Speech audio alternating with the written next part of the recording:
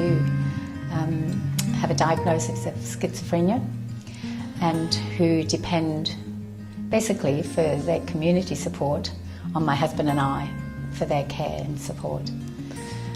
It's been a long battle, 23 years. They've both been involved mostly with community government mental health services.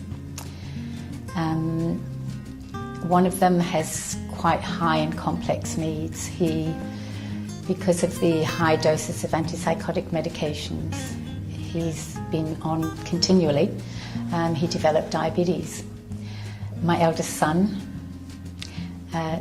still lives with my husband and I, and my youngest son lives very close to us, and again, although he's much more, has got the capacity to live independently to some extent. I mean, one of my sons has always been on community treatment orders and has always been forced to take medication. And I've been expected by services to ensure that he takes it.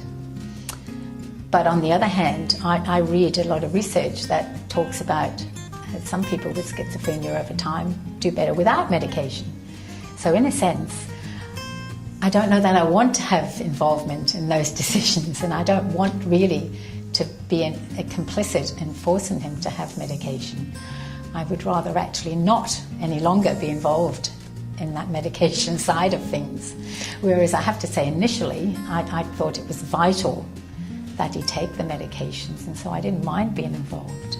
But until then, I knew nothing about mental illness, and I think that has to be taken into account, that some families don't understand about mental illness. So even if a client has said that my family mustn't be involved, but it's obvious to the person that the family is involved, there's got to be some way that general information can at least be given to that family, and that can be done in a skillful way. You don't have to be saying your son has schizophrenia and this is what you need to know. It can be given in a general way.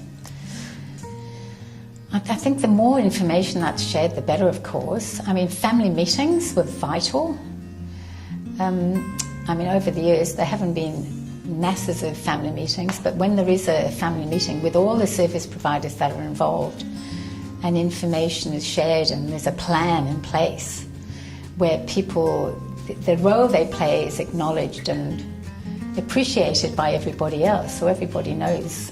It's fairly well acknowledged that there's probably about 2/3 of people with schizophrenia, for instance, don't have insight into the fact that they have a mental illness.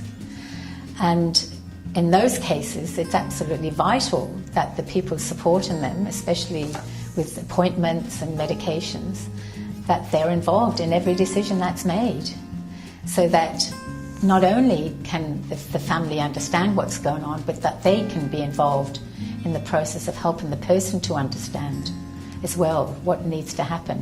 And I don't mean that they have to sit the person down and drill into them that they have a mental illness, but more that they can use strategies to overcome the barriers that are there when they don't have insight.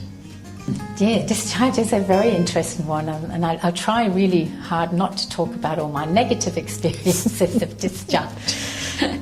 I mean, it seems to me, again, it's a fabulous time to take advantage of the supports around the person to make sure that people are all informed about what's going to be happening, to avoid relapses.